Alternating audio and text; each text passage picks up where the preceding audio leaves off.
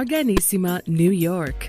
Your exotic skin, hair, and beauty source, and your one-stop shop for all your natural and organic skin and hair care, featuring authentic organic Moroccan oil and prickly pear seed oil and much more. Bringing you only the best, straight from the source and proudly produced in the USA.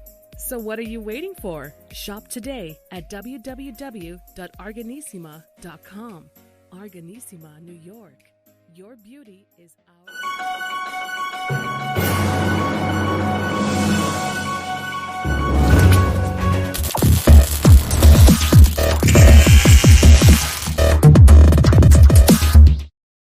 Folks, welcome back to the iHealth channel, iHealth Radio. We're your host, Hurricane H. New day, new show, new topic. Actually, something that I wanted to cover, for a few months now. And unfortunately, my guest and I, we had different scheduling conflicts, and we weren't able to make it at the time. It was really actually the top of the hour for this discussion, and but it's okay. We're here today, and we're going to cover this topic. But I have someone that actually has a very diversified background, and someone who loves to travel. First of all, he's covered a lot of grounds all around the globe. So I think over 80 destinations. And you might ask, well, this is a health show, wellness. Yes, we're going to cover that. This is just an introduction about him. But he's also a senior state and federal political, person, and he's an executive in the tech industry. And we're going to talk about all that stuff. And also, he's an activist. And the reason I said we were going to have a show a few months back and we didn't make it is because that was the time where there was a lot of hate crime, I would say, targeting basically the Asian community and other communities, but particularly the Asian because of the pandemic. And this particular guest of ours today, and without any further ado, that is Jeff Lee. And welcome, Jeff. I was a little funny. I always try to start the show with some suspicious and suspenseful, intro. But hey, we're here. So Jeff, welcome to the show. How are you? Hey, thanks for having me, Hurricane. I mean, it's great, and I will tell you, I know it's taken us a while to get together, but I promise you, it'll be a worthwhile conversation. I'm excited to be with you and with your audience today. It's gonna be wonderful. I'm looking forward to it. Same here. And first of all, I'm just intrigued about your background because of all the stuff you do and all the stuff you've been doing and the positions you've held actually, over the years. I mean, I know you're in DC right now. You're in DC politics, you're DC to health tech. Well, not health tech. And then, you'll tell us more about the security in the tech world, but also you were in California with the governor of California a while back. And so let's talk about just your journey, as a whole, and then we'll talk about, your heritage and the impact. And really the core today is to talk about the impact of mental state and the health, issues that can be contributed to the hate, crimes for no reason. I mean, that yeah. Unfortunately, that's been happening. So, yeah, I mean, I think it's fair to say that the past 21 months have been hard for everybody globally. But if you were to really examine specific communities, the Asian American Pacific Islander communities face significant challenges during this time. Specifically, I think what you alluded to in the areas of discrimination, acts of violence, acts of hate. And, it's actually really interesting timing that we're recording our conversation, but just days ago, an Asian woman in New York City on the subway, got pushed to her death in front of a train. And you're asking yourself, how does this have any effect on the Asian hate conversation? Everyone I know, when they get onto the train, if you're from the Asian community, you're looking around. You've always been looking around, but you're looking around a little more because these incidents, these horrible, shameless acts, they've been growing significantly in scale across the country. And, when you're looking at acts of violence, acts of hate during this pandemic, you're seeing the highest increase in hate crime that the FBI has reported in 12 years. In a place like California, where, has the largest Asian American community in the country at 16% of the country, right? So 16% of the country's Asian Americans live in California. It's about 6% of the country overall. Hate crime towards Asian Americans in California, where Asians have been there since the 19th century, is up over 100%. 7,000 self-reported cases, of which 2/3 of these are perpetrated against women. This is reported.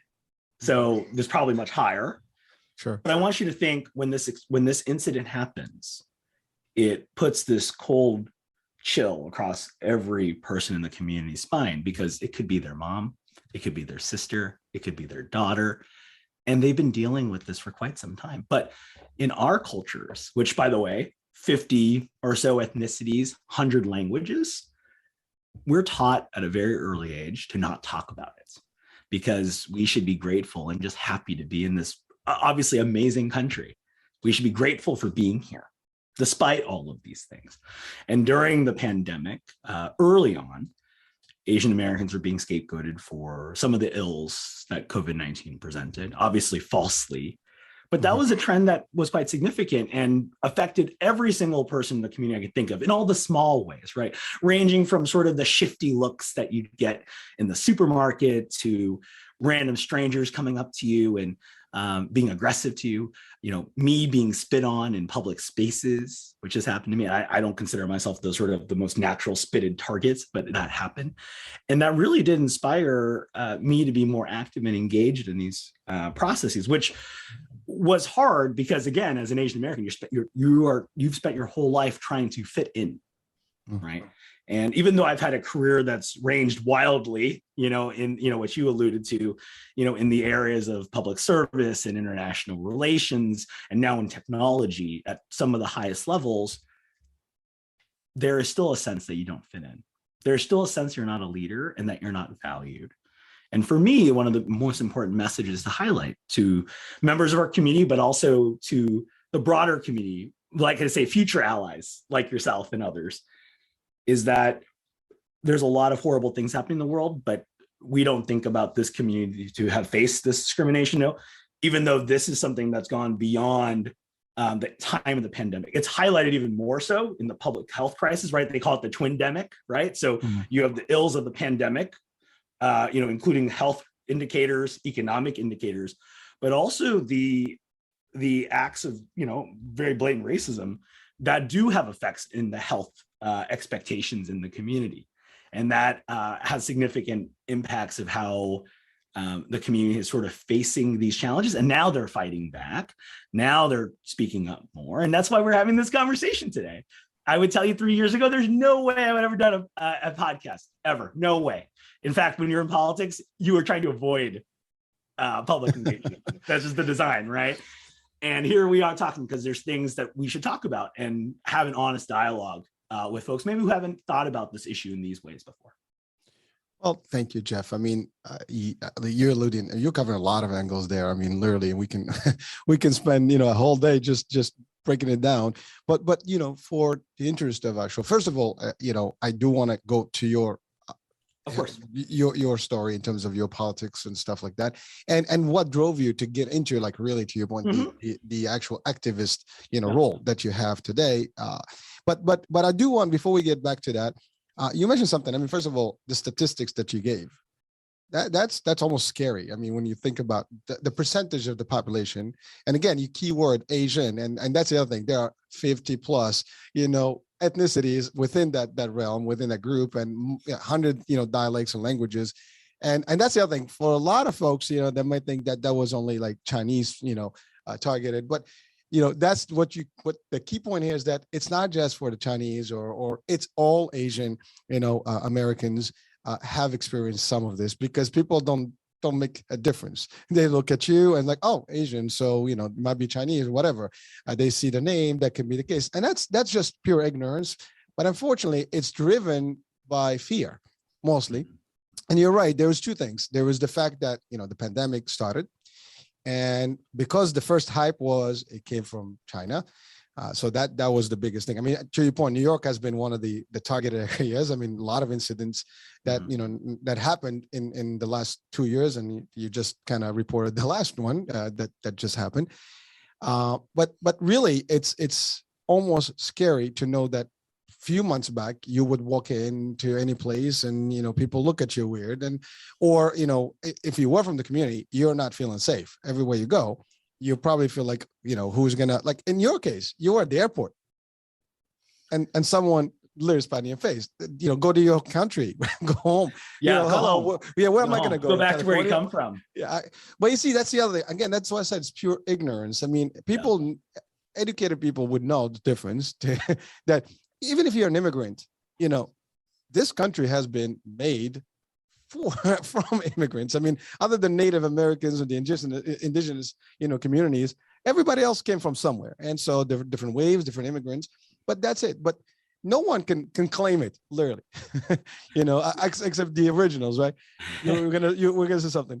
Well, Hurricane, I'm glad you mentioned that. So I guess, in talking about my family background, it's important to highlight sort of American history with Asian communities, because I think it's just helpful. One of the reasons why the Asian communities face so much of this xenophobia is because there is a perception that Asians are not from here, that Asians are sort of the other, right? And that even if they're from here and speak the language and have citizenship here and contribute to local economies and communities, they're still not really from here, which is a really interesting perspective to have when you think that in the history of Asian American migration to the United States, right, originally in the 19th century, because of the Chinese workers with railroads and then Japanese entrepreneurship on the West Coast, that is a migration that started in the 19th century, right? So the California Gold Rush, these things.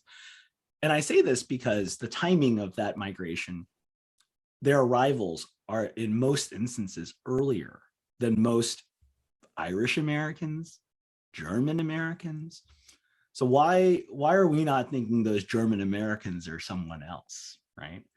It's because for whatever reason, you look different in some way and you're perceived differently, despite history saying you've actually been here multiple generations longer.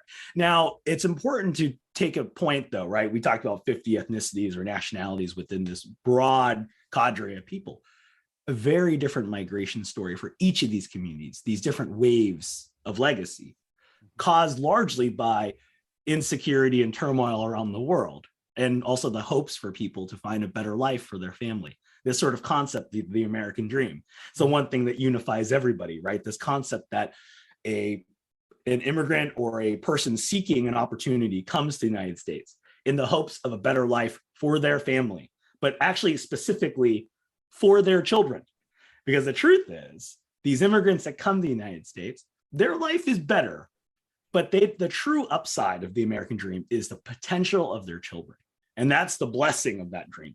But also it's a sacrifice for the folks coming here who escaped usually conflict, come here with generally nothing, and are facing incredible, almost insurmountable odds to give their children the opportunity of choice, the choice to do whatever the heck they want to do, anything they've ever dreamt of, right? And that's partly my story. My parents, which I'll tell you about, my parents were boat people from Vietnam. They were supporting American troops during the Vietnamese conflict. Guess what? The Americans left, and the Viet Cong regime came down, took our family's farm, and my parents left the country in the middle of the night on a 32-foot raft and escaped.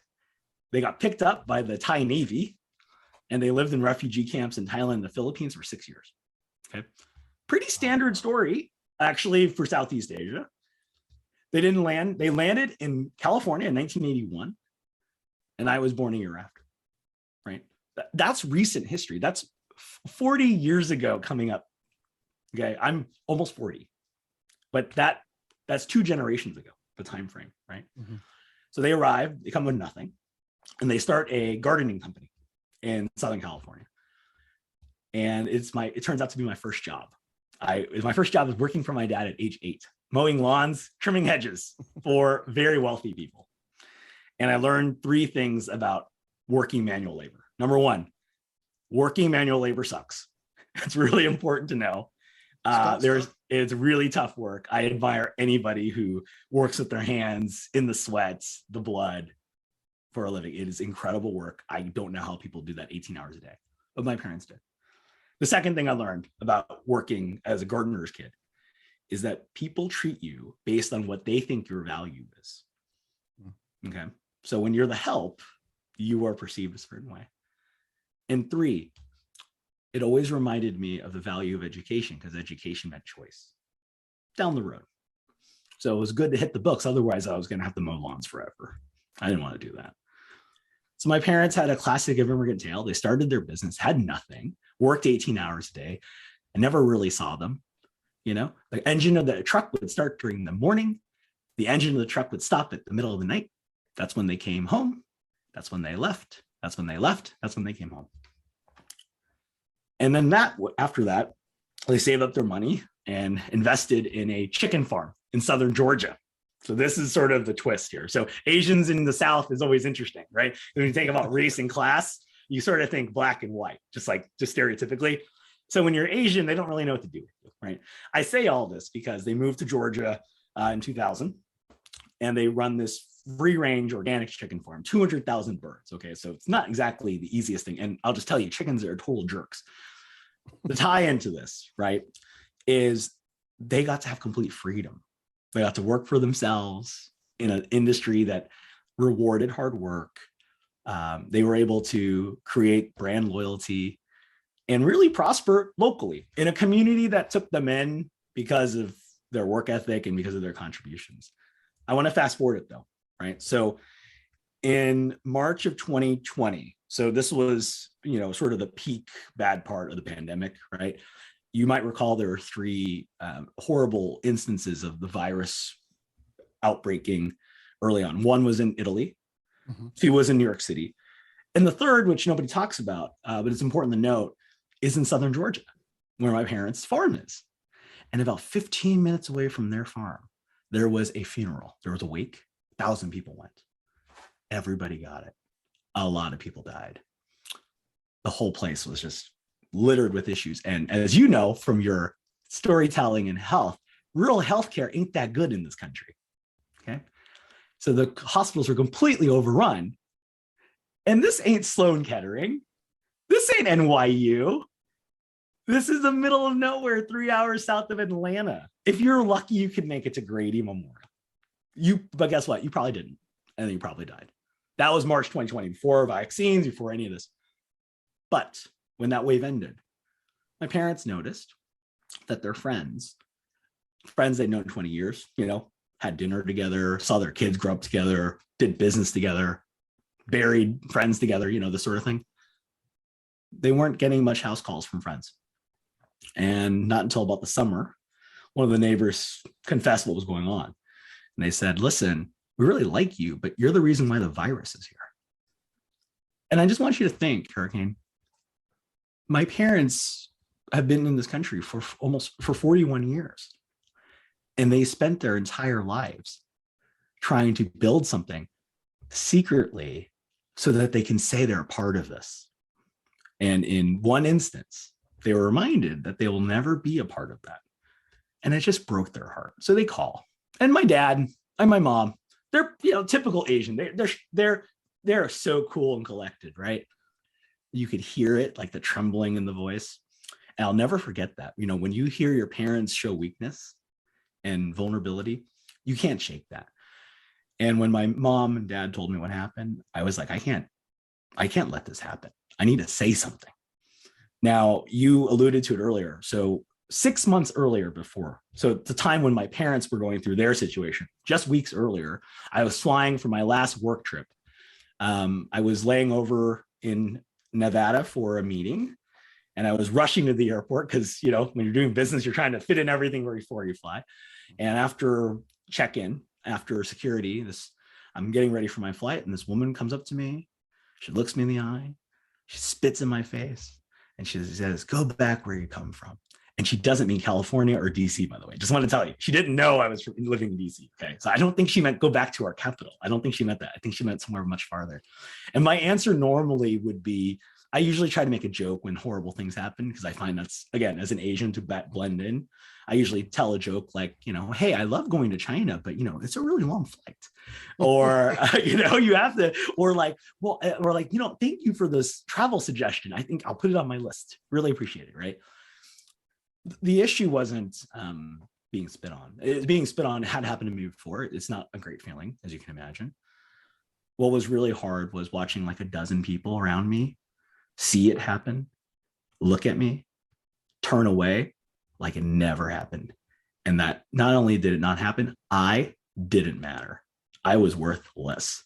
The person in the suit and tie who was trying to live this American dream on behalf of my parents still was valueless in this society. And I want you to imagine the health feelings I was feeling in that moment, right? I never wanted to feel that again. And when my parents were told, they were the reason the virus here, that's the exact same thing of being spit on. And so this opened the door to speaking about issues within the community to others. So for the first time in my life, I decided I would write something. I'd never written anything for public consumption ever in my life, even though I had been in public policy and had been, worked for various companies.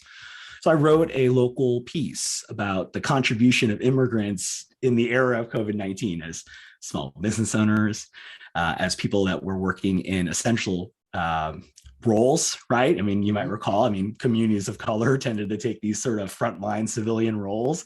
Folks in the medical space, as you know, in rural America, there's such a deficit in medical practitioners that you have immigrants on special visas taking on these essential roles because they can't find anybody to take on the job themselves. In some parts of Georgia, there are not pediatricians or general physicians in an entire county. Okay, this is a state that has notable relevance in our country right now and has one of the world's greatest medical systems. And just an hour or 2 hours away, they can't even find someone to take care of your kid. The headquarters of CDC, isn't that right? The headquarters of the CDC is there. Yeah, that place, by the way. Not even talking about Emory or all these great academic institutions, the CDC, which you might have heard of, right? And so I write this piece. It goes in the local paper, the Albany Herald, right? Albany, Georgia, not Albany, New York. That's what we're talking about. And two things happen, Hurricane. One, people read it. Partly because it was a slow news cycle, I would admit, but also because some of these families knew my family, but they had known me over the years. They always said, "Oh, Jeff, you're Lee's kid. You're the one with the shiny office jobs." That's how they describe our work, by the way. If you're not in the farm, they think of you like in this tower or something. And the second thing that happened is I think the piece really connected because my parents had their neighbors apologize to them. And it was the first time in my life ever that I realized that if you really wanted to speak about an issue and you had passion and facts and an open heart to sort of forgive, I think you can really bring people with you. And that's what started the sort of path of writing on these issues. And I will say specifically in this time, that COVID-19 has highlighted one really big thing besides racism. It's highlighted the widening gap of haves and have-nots in basic government service delivery, specifically when you think about care, right? And even in vaccine distribution, even in mass distribution, even in economic aid that's been afforded by the US government, there's still a widening chasm between those who get these services and those who don't get them. And it's not because they don't want them. And that's something we need to talk about from a delivery perspective. That's a huge challenge, especially in communities of color who are disproportionately underserved, disproportionately devalued, and disproportionately in a place where they face more insecurity. Jeff, I'm just literally just kind of in almost a frozen mode right now. Just listen to you covering a lot of, this is the reality, and it's really saddening to hear. And again, you've talked about the story about your parents and how they came to the country, but this is something that happened over the century, over and over. Whenever there's a problem, from any region, that's the same reaction. And I believe that the Asian community has experienced it more than probably a lot of. There's obviously the African-American community, and there's other type of immigrants. We had the Mexicans and then the Latinos, and we have the Muslims, and then the Arabs, and everybody almost got their own time frame, and they had to be highlighted somehow in a negative way and be the actual focus point, or the focal point rather, of hate or discrimination and any of those. And but you mentioned something that's very important for people that are watching and listening right now. You talked about the immigration and why the American dream is something that is sold all over the world as hope. And listen, I came to the United States for the American dream, for my kids. I am your parents, literally. I may not look like it, but maybe I don't know. You look pretty young, man. I can't imagine you as a dad, to be honest. I am, but that was the idea. It was, my thing was the American dream. Like, I wanted to be in the U.S. I wanted to be here and contribute, and I did. I mean, over the years, I was able to make it through. Again, maybe shiny suit and all that good stuff was the dream, and not labor. Although I had to start with the labor and stuff, but I tended to, gravitate more towards, the latter part, and I did, with I would say good success, I would say, but it was never, it was never that easy. That's one. And for any immigrants, when they come in, it's harder. But you said something that's important. They put their head down. They just focus on building. They work. They contribute, and they do the best that they can to fit in. And then for the purpose that their kids will have free access to everything. When I say free here, like, equal rights and equal access to everything, and be exactly, the next generation of Americans, and basically just, melt right in and become part of the fabric, and life goes on and everything is good. But then you have something like this that happens, an event worldwide and even localized, and then you just have this almost surge of like a feeling that you forgot that it existed for a minute, or at least you've ignored for a minute, because that never left. That feeling is always there. But people tend to your point, they can be, a little bit, hypocritical in front of you. They'll smile in your face, it's all good. But their true intentions may be that, you don't belong. I don't like you so much, whatever. So that's the thing. People look at you. You don't know what they think of you. They don't have, they're not going to tell you, like, listen, I hate you. But in this case, it happens every now and then, but isolated cases. But in this case, because of the pandemic, a lot of people just find it like, what, I got to blame the other guy. Like, it's your fault. You're eating bad, you're doing this. I mean, we heard all the different, nonsense that was happening there. And I do want to say that that's not the majority of the people, but there's a percentage of people that just thrive on this. They literally love this stuff. Oh, let me pick on these guys. Mm-hmm. It's sad. Well, Hurricane, I mean, we talked about it earlier about the, before we hopped on, about the Muslim American community over the last 20 years. After 9/11, I suspect you had some issues. Oh, right? Big time issues. Just minor issues there. But it's a great example, when people live in fear and insecurity and they're scared for their family and loved ones, there is a degree of human nature, I'll say, that it's easier to want to find an external thing to put your blame towards, right? To scapegoat, to put your ills into something else, because if you feel like it's your way of controlling a situation and making sense of something very difficult to make sense of, right? That's sort of the nice way of saying people are really scared and angry and they want to have something to point to, right? At the same time, I mean, the things that you were highlighting about the dream, and I'm sure, how old are your kids right now? Your kids, how old are they? Well, my oldest is 25. And 25. Okay, your kid is 25. What does your kid want to do? 25-year-old. What does your kid want to do? Oh, he's just living his working, is just enjoying his life already. So he's trying to fit in, just as a normal, with his name, actually, nevertheless, his name is very highlighted. So you can't hide with a name like his. Yeah. So, but just to say, like, at 25 years old, he is doing things that, had you not immigrated to the United States, he probably wouldn't have had those same opportunities. Is that fair to say? That is, well, right? Maybe they would have access, but it would be very difficult. Let's say statistically, yes, definitely. Well, that's exactly right. I mean, you said your parents left for different reasons, because of war and stuff. But to your point, a lot of people leave their countries. There's no war and everything, but there's economic situations. Right. You can't find a job. It's hard to make it. So you want to find a better place where you can succeed. Well, and in your instance, I mean, there was a degree of optionality, right? But and for many other immigrant communities, I mean, for my parents, right? If they didn't leave, they'd be dead. So my chances of succeeding in America would have been zero if they didn't make it, right? And had they stayed, my opportunity to be successful would have been zero, because they'd be dead.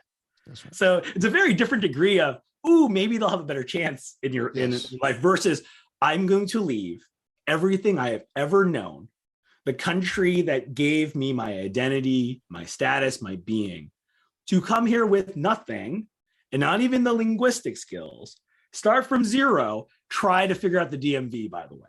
Good luck. Just starting out, okay? I want you to think about that. That's how the situation was so dire. They're leaving the country, by the way, they'll never get back to again. And even if they do come back, it's not theirs anymore. Yes. That's a hard thing because, we talk about the people who make it here and it's a success. It's still a loss.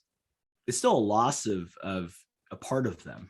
And when my parents realized that they still don't get to be considered American despite everything, they live that loss over again. And you can imagine what that impact might be from a mental wellness perspective, which, by the way, during this time, I think it's fair to say all of us have probably had to weather some mental wellness challenges during this time. And I think that is a huge gap here. Of course, encourage so many others to have the opportunity to engage in services if you can, but it's not getting easier. It's still getting harder, especially in this wave right now. And we're living another wave this time. And when will the next wave come? And that uncertainty creates a challenge. I want to leave you with one question. So at that airport, what happened to me? If you had been at that airport with me and you saw me get spit on, what would you have done? Oh, I would have been pissed. I know that. Because you know what? I was not spat at, but I know I've had people challenge me. You've seen it. No, actually, people came out to my face, to my mom back in the days, and especially like you mentioned something about 9/11. Yeah. The people that know you, they kind of behave nicely, but people that didn't care and didn't know you, they'll look at you. So, for example, for us, you would go to pray, whatever, and then people will look at you like, look at them, these bad guys, terrorists, whatever. Yeah. And believe it or not, even today, like, my kids, the younger ones, they still face it. Even at school, they joke at them. Hey, where's your bag? Blah, blah, blah. Oh my, and they start making fun of, the words, Allah Akbar and whatever. The same thing that you see in the movies. They're still facing it. I mean, to your point earlier, you try to make light of it and, just kind of ignore it. Laugh it off. But again, because if you fight every day, it's going to just continue. It's not going to stop. And it's hard, especially for kids. It is hard because it hurts. And you don't know what you can do for it as a parent. You want to be there, but there's some things that are very difficult. I say this because, and this is one of the reasons why I really try to speak up about these issues as much as possible, is because I want to believe that you and others, if you had been in those same 10 spots, those same 10 people, the outcome would be different. I want to believe that. But there is something very interesting when you think about group dynamics, where there needs to be very important cues on how people would engage in that situation, right? Mm-hmm. How do you become a good ally in that event, right? Which is jarring and shocking for one, and two. And three, there's no code book, right? Oh, hey, what do I do when I get spit on? If you see a car accident, right, and it looks bad, you call 911, right? If you see someone get a giant loogie in their face, what do? Right? There's no natural thing. And that's why we have to talk about these issues about, what individuals should do, what organizations can do, and also what places of commerce or employment should be doing. Because, in the reporting that we have from Stop AAPI Hate, which is sort of one of the ringleaders in, collecting data of acts of violence and hate against the Asian American community, the two places where they're most likely to face these uncomfortable circumstances.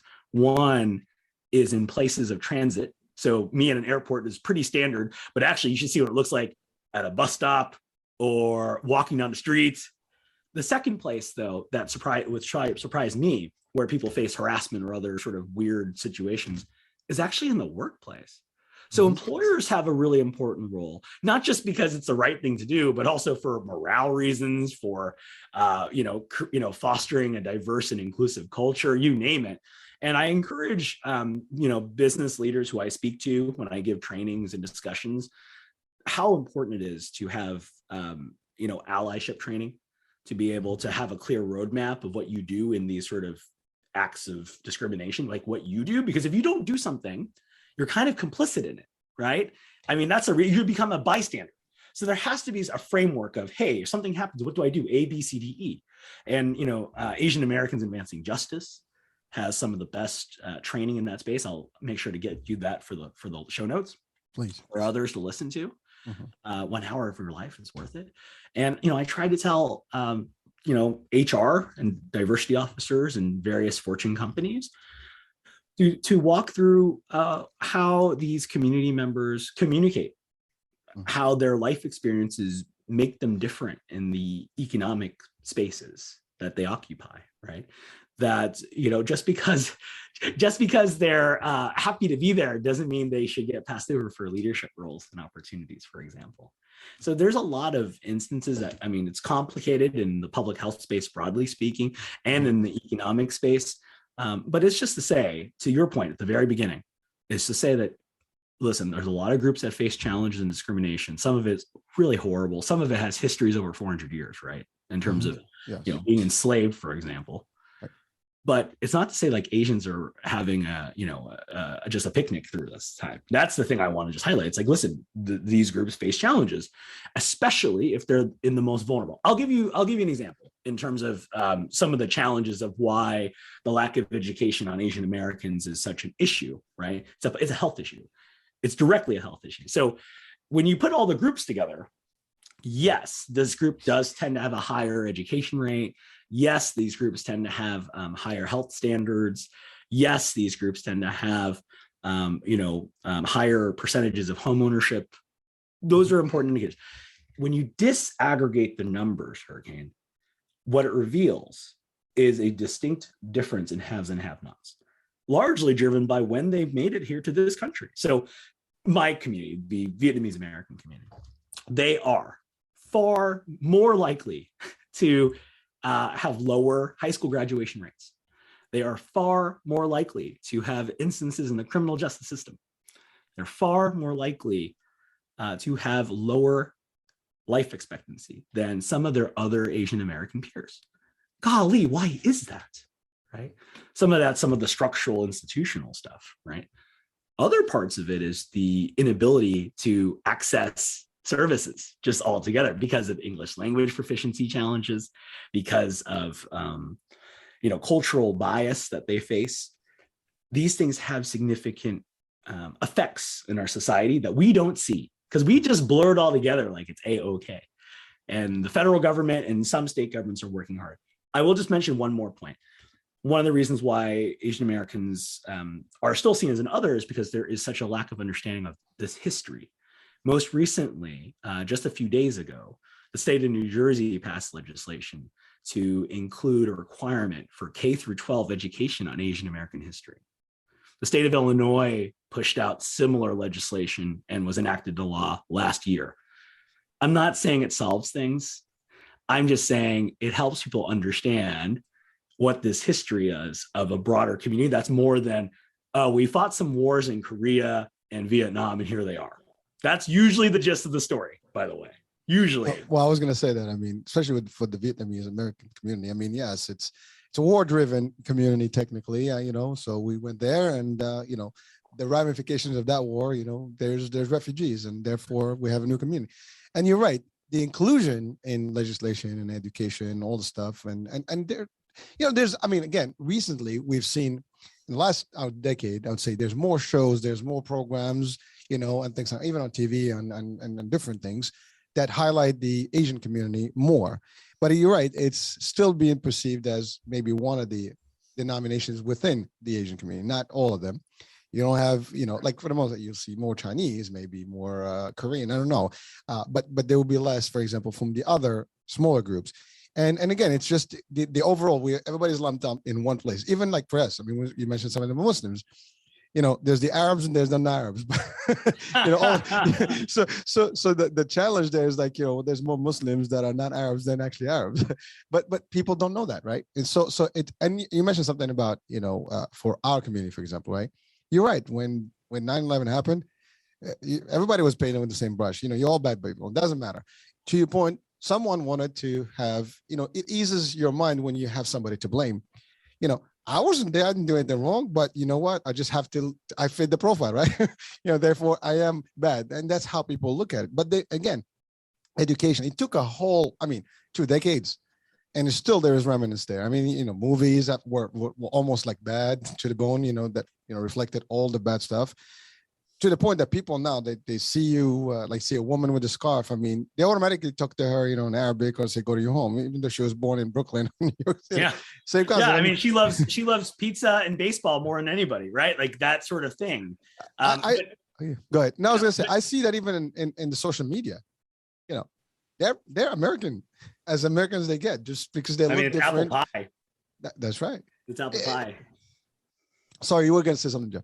Well, I was just going to say, I mean, it took 20 years, right? 21 years. This is 21st year. Yep. That's one generation, but that's also half my life, right? Think of it that way. Time bends in a very interesting way. And 20 years is still not enough, right? For your kids, your youngest kids, to still face something that happened that's a relic of history, not even in their existence. They weren't born. They weren't even born. Yeah. Right. Exactly. They weren't even born. I mean, we had, I remember, we had, obviously American service members in Afghanistan, right? That weren't even born until after 9/11. Were serving in this conflict. I say this from a public health perspective. I mean, that's a fascinating point of decisions, right? To decide to serve your country on pretenses of something that was well before your existence. I mean, if you think about the decisions of your life, like, it's a pretty interesting point, but also to say, like, the history has a way of repeating itself. And this is why it's so important to have a better understanding of these communities, because guess what? If it is the case of an active global conflict, they will eventually make it here. And guess what? If we do it right, they will be the greatest champions of our country and the greatest contributors for our country and communities and others, so that they can serve as, doctors in essential roles in rural communities. They can't find anyone for the work, or in this instance, might be the brains behind a vaccine or a booster or the next innovation. It comes here. Which is real. Well, by the way, I mean, I want to go back to that, the point that you made about the suburbs, or the actual, areas where the rural areas where there is less access and disparity in terms of access to care and services and the limitations. I mean, it is astonishing when you hear that, even in metropolitan areas, it's still not all accessible at the same rate. And some communities have lesser valuable, places and care, whatever. But you mentioned something like in the state of Georgia, for example. That's something I couldn't even possibly think about, that there was counties that had no providers. That's like almost crazy to hear. And you said, I mean, this is a state where the CDC, operates, and that's where they make the call and decision. It's just tremendous sometimes to think about this, right? The other item that I wanted to just briefly talk about is the mental state. Yeah. I think you alluded to it briefly, but the mental state of anyone facing this, people may not even understand what that feels like, what that looks like, unless you've experienced it yourself. Anyone who has ever experienced hate or racism or discrimination, they don't see the world the same way, because it's like, being bitten by a snake. It's dangerous, right? I mean, it's deadly, and you're like, you feel that pain. It's hard, and it affects you. And some people react to it differently. It isn't even, here's the thing, it's not even the bite of the snake, it's the fear of the snake. Well, that's right. I mean, eventually. Right. The fear, obviously being bit by a snake must suck. It hasn't happened to me yet. But it's the fear of it happening that can be paralyzing in itself. Yes. I'll give you an example of how that fear could manifest itself. So after you might recall last March, there were shootings at these Asian-owned spas in Atlanta, where Asian women were hunted and murdered, basically. After that happened, I received a number of text messages from friends across country, largely because they knew my family lives in Georgia, but also because they wanted specific information, because they were worried about their mothers and sisters and daughters and cousins, and about their grandparents. So there was a WhatsApp chain between me and about 50 friends. And these are friends, Hurricane, that were, I would call them the most apathetic Asians you could think of. They only cared about three things before this, okay? They cared about their mortgage payment, they cared about kids' schooling, and a promotion at work. That's like the most stereotypical thing I can think of. And here are the same people saying, hey, where can I give money to support anti-Asian hate? Where can I, who should I write? What can I do? There was sort of this activation that had happened that I had honestly never seen before. And that was a year into the pandemic. And one of the subchains was about physical security and safety for their grandma, who was walking down the street and got pushed into the street by people. Okay. And then someone wrote and said, that happened to mine too, and mine too, and mine too. And they said, what are they going to do? I said, oh, I'm going to get them some pepper spray. And then so someone says, oh, let's get them pepper spray. And then someone says, oh, I like this one. It has a good handle. And then someone would chime in and say, oh, I like this one better, has a farther spray radius. And then this person would say, oh, but this one has a better chain. Oh, but this one you can add a knife to it. Wait, does this have a siren? Is it a clicker? Okay, with excruciating detail.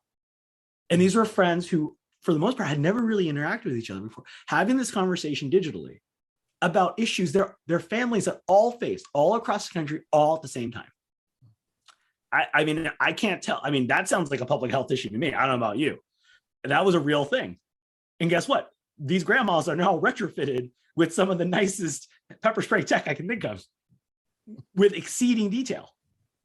And if you live like that, now with the fear of, I don't know, you being pushed into a train at any moment, it's very hard to live without that low grade stress. I can only imagine how that affects your state, how it impacts the way you sleep, and how much you must worry about family. Jeff, that is so serious stuff, because think about it. I can relate to that in terms of just understanding it. You walk in the street, you don't know the reaction of who's around you. You become yourself so aware and so ready for anything that you can yourself become a problem. I mean, literally, you're ready to fight sometimes just for no reason, because you're almost like ready. You're now in a state of awareness that you're reactive. And that's not fight or flight. Fight or flight. You're talking about. Exactly. No. So now you become like, you're almost like the monster is out. Everybody has a monster. And so now people are walking in. You can't be a sheep. You can't be just like, I'm just going to walk and put my head down like an ostrich. You're going to stand up. And now that could create more problems, because now some of the communities or elements in the communities can react differently. I want to see someone, I'm just going to, do something about it, right? That becomes another problem. Now, we don't advocate that, but at the end of the day, that could be to the level where the mental status is going to drive. Not everybody is going to take this, we're going to do this, we're going to do correctly. Some people may take it, the law in their hands and become, vigilantes. You never know. I mean, things can happen bad. People may not send their kids to school, just as simple as that. They want to move to a different place because they don't feel safe anymore. Now their whole financial and economical stuff is being affected, because now you don't want to live in the neighborhood because you're just afraid. So it changes the dynamics. It's bad and it shouldn't happen. And frankly, we've created that, overall, because between the media and the politics that were involved in the pandemic at that time, China this, that, and then people just like, okay, this is Asian American, or Asians in general. It's not even saying Asian American. They don't even qualify it that way. They just look at you. Or from it. Yeah. Exactly. If they only said Asian American, they will realize that these are Americans. we can serve this country. We serve this country together. But unfortunately, they leave that American part. And now you just look at you as your heritage, which is wrong. It's just very difficult to even comprehend this, and as it happens in a society today in the 21st century. It's really quite crazy. And I think what you're highlighting is when you have an erosion of community trust, that is a negative for everybody, for the state of being and quality of life, right? Yes, and that's what we have. You have distrust in institutions, you have distrust in your others, and you're faced with this, I have to do this on my own, right? And we should be, in this time we're in such challenge, we should be building bridges, not trying to barricade each other. Right. That's right. Well, Jeff, I wanted to touch on something you mentioned early on, which is we talked about the HR and the policies and inclusion and maybe some good education and things like that. But also like in the security world, like in the tech and stuff, what are the things that you, based on your expertise, that's also your expertise. Yeah. How No, do you sure. connect those? Sure. I mean, so right now I work in the fintech insurance tech space right now, trying to provide low cost insurance for renters, right? One of the biggest challenges we're facing in the country right now is a growing insecurity in housing. I mean, you might recall that if you want to try to buy a house right now in the United States, it's not an easy time to buy a home. It's also really not a good time to rent. Rents are up about 20% across the country. They're only going to go up, by the way. So imagine if you are from a more vulnerable community, there's more insecurity, there's economic flux we're in right now. Mm-hmm. There's more questions about what's happening, right? When's this next wave coming?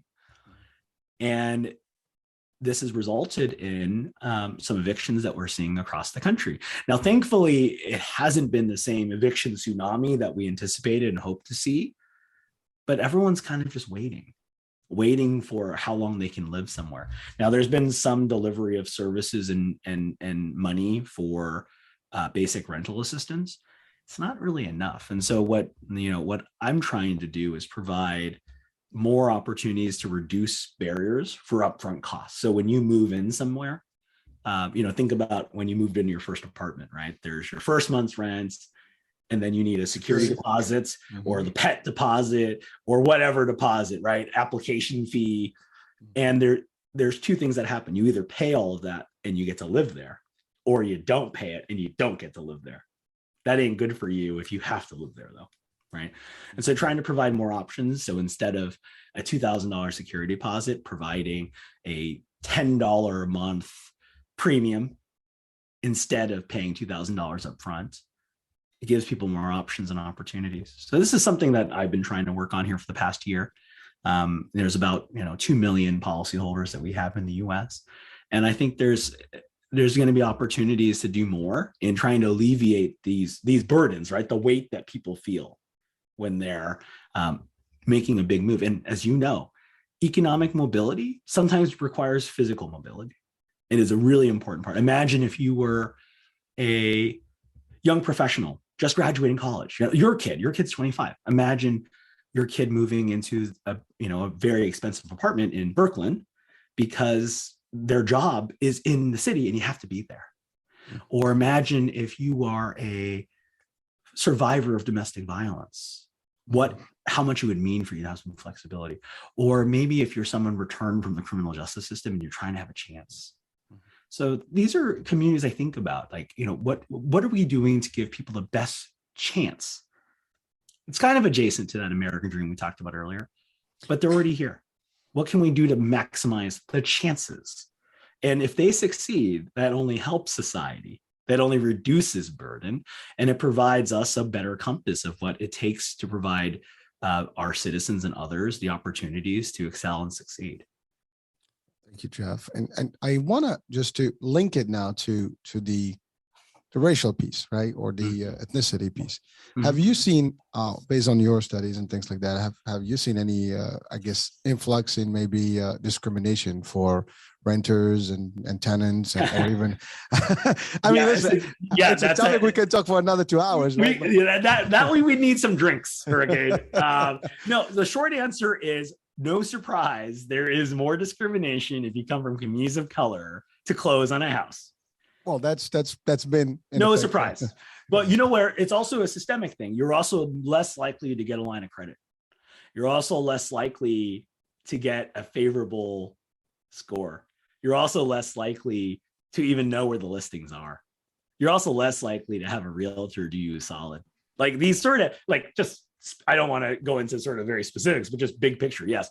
And there's obviously longstanding history of challenges in long-term wealth accumulation for communities of color, specifically Black Americans, who have faced a disproportionate amount of challenges in terms of being able to buy, right?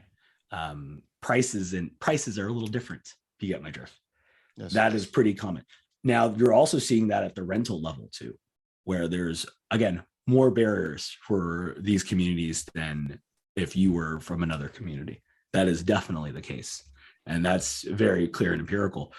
Politically, there's more focus on trying to narrow the gap of home ownership, trying to find a way to have more opportunity. But in my view, if buying is hard, renting is very hard, and we should also be trying to figure out better ways to get people access to stable, affordable, flexible housing so that they can contribute to the economy quicker and with more efficiency.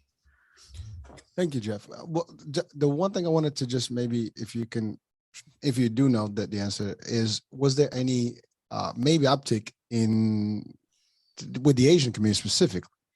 In this instance, considering the last 2 years events and spike in hate. Yeah, I haven't seen any data specifically on discrimination in home ownership or rental percentages in the Asian community. But I can tell you that I suspect that people were more likely to scrutinize their applications than they had been before. That I can probably say with certainty. Well, it is a gray area, because it's funny because I used to teach actually human rights and fair housing for real estate in New York, and that's a very touchy subject. And there's a lot of tricks and loopholes that are used to kind of shift out, different, categories or groups, right? Ethnicities or even religions or genders and all that stuff, right? And although there are a lot of protected categories and everything, people still find a way. There's always a loophole. There's always a loophole. That's what I've learned in law. And some of those loopholes are designed for one reason, and sometimes they're designed for other reasons. I don't want to attribute what I consider malice on that, but you're right. The devil is in the details. And again, it's been utilized. It's unfortunate, and you've seen it also in dynamics and in demographics. I guess assignments in some areas there you see an uptick in a particular community versus another, or like a limitation, to access because of who you are, and then you'll see more, to your point, prices way up there because the average person may not be able to afford it, and then so it gets a little crazy. And believe me, we talked about some of the racial stuff, but when again we talk about 9/11, when you look different or you look like one of those guys now, people may not welcome you in the neighborhood as much as they would if you didn't look that way, right? So it's a. You don't think they're coming over? You don't think they're coming over a potato salad? I don't remember getting a pie at the introduction of the house here. There was no pies for me. But again, I'm just being funny about it. But really, that's actually the reality of things. And unfortunately, every community that faces some sort of discrimination or hate spike at any given moment, they tend to actually suffer across the board from everything: the education, the housing, the business. And again, I hope that that's not the case, because I still believe that the majority of people are decent and they are not as ignorant. But you have the few that actually, they don't care. They just look at you and they decide. They make a judgment. Yeah, I think that's right. One last data point I'll mention on discrimination during this time, when the economy was opening up again last year, when businesses had gotten their PPP loans, right, to get back on their feet, Asian-owned restaurants and small businesses, laundromats, this sort of thing, faced an increase in vandalism. So some of the money that was going towards their business was now going to repairs for vandalism purposes in sort of the more, more consolidated places of Asian commerce, right? So your Chinatowns, your Koreatowns, your Japantowns across the country had sort of seen spikes of discrimination or sort of, acts of graffiti or these sort of instances that maybe not only don't make you feel included, but also is an active attack on your livelihood. And that was something that was clearly felt as well. It was underreported, but I think important to highlight when you think about how violence and economic insecurity sort of hit both at the same time. How does that affect the already marginalized group on the edge of things as it is during this time? Well, Jeff, you've asked a lot of serious questions and you've covered a lot of grounds there. We've solved it all. We solved it all, Hurricane. Listen, here's a quick solution. We should all love each other. We should all treat people right, and they should all see the contribution of people for who they are. And that's me personally. I have a very positive outlook, in life, and I wish that everybody can get along, and we look past the visual effect and and the nonsense, and really treat people for who they are. I only believe in two things. There's the good people and the bad people, and I think that there's more good people than the bad people, and I hope that's the case. But that's wishful thinking, because reality, evil does exist, and it will continue existing. It existed from the beginning of times. And these things, unfortunately, do happen, and they will happen. It's not going to be the end. And by the way, we're talking about the U.S. specifically, but some of this stuff is going around the world. It's just not the only place where it's happening. Of course. We just understand it better here, I guess. But that's in Europe. I've seen it in Europe. It's happening in Africa today. It's happening, across different regions around the world. So it's very difficult, and unfortunately, it's real. And just to your point, more education, more availability in terms of like activism and stuff like that to actually make things, clearer, whether it's at the workplace, whether it's in legislation, whether in the school system. Those things can make a big difference. And again, listen, people like yourself working hard to make a difference. I think that is commendable. You guys are doing this, and we wish there are more people doing this job to help people get better in their lives. Listen, Hurricane, it's been such a pleasure. It takes a village, and it takes not just a village, but it takes people from other villages to come in recognize these challenges, that things aren't just rosy perfect, and that there needs to be accountability in all of us. Because at the end of the day, when something bad happens, like if you see someone get spit on, what would you really do? And I want to believe on the angels of us would step in and protect our fellow brother or sister. The reality is sometimes the fear of it prevents us from being the angels that we could be. And that's why we need to talk about these issues, even if it's a little hard. Well, I agree with you. And by the way, that is a very difficult question. And I know for a fact I wouldn't have stayed quiet. I am one of those people that actually will go and stop someone, but I'll probably get in trouble. But I've done it actually before, so I can tell you it's good trouble. It's good trouble. Listen. I don't get in a conflict, but I try to diffuse the conflict and make it. But you're right. It's tough, and you're right. And I have to say this: when the Muslim ban, for example, happened, all communities came together to assist. And I can say that should be, to your point, it takes not just the village, it takes the world together to help. So whenever a community is having a situation, other communities should just stand, because it will happen to them one day or another. It could happen to anyone at any given time.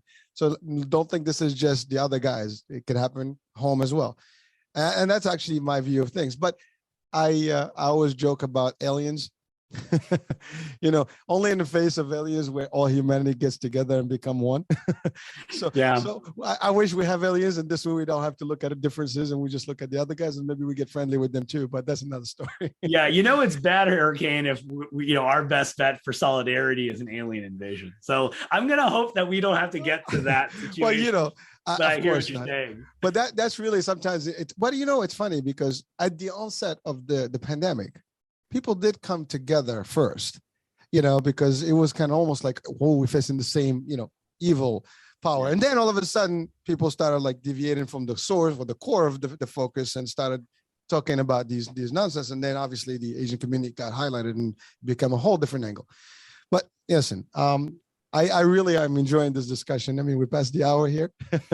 I do want to ask you, are there any last words of wisdom that you'd like to recommend or advise people listening and viewers right now, in terms of like what they can do to contribute? I don't think you covered some, but maybe some specific ones you want to just leave the show and the audiences with. Yeah, I mean, one thing, we've been talking about sort of these trends. If they want to access Stop AAPI Hate, they have recent reports of the latest self-reported acts of violence and discrimination. Just note, this is self-reported, so the reality of the reporting is much higher. Like other public health issues, there's underreporting there. So that's one thing you can do. The second thing I would recommend to friends, family, loved ones, and your audience here today is, if there's somebody that you're close to from the community, have them tell you their story. So rarely do people in our community have the opportunity to speak about their history. It's a very rare thing. I would love you to learn about our history, but speak to someone you care about that could tell you more. And if you want to learn more about Asian American history, PBS has an amazing documentary on the history of Asian Americans. Great series, highly recommend it. We'll put it in the show notes as well. But those are a couple of things I would just highly recommend you do to keep yourself informed and educated, to try to help better frame and understand maybe what a society, a group of people have gone through and what they continue to go through in their daily life going forward. Thank you, Jeff. And I'll just add one thing. If you ever put yourself in their shoes, any of those, you'll probably do a lot more. And yes, you're right. Learn about your neighbor, learn about your other, countrymen and women, and just learn the cultures. I think diversity is there and it's real, it's happening.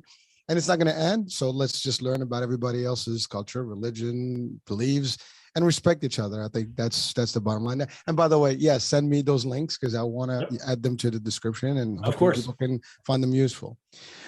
Well, Jeff, it's been real. Thank you so much. I know you have better things to do, after this show, and hopefully there's nothing better than our conversation. I really appreciate the opportunity, Hurricane. Have a fantastic rest of your weekend with family and friends and loved ones. And thank you for everyone for taking the time to listen to our conversation today. Well, thank you, Jeff. And likewise, same to you. Folks, thank you for being with us, for listening and on iHealth Radio, watching on iHealth channel. And so Hurricane H here. We'll be talking soon. Different show, different guest, different topic. Ciao for now. Bye-bye.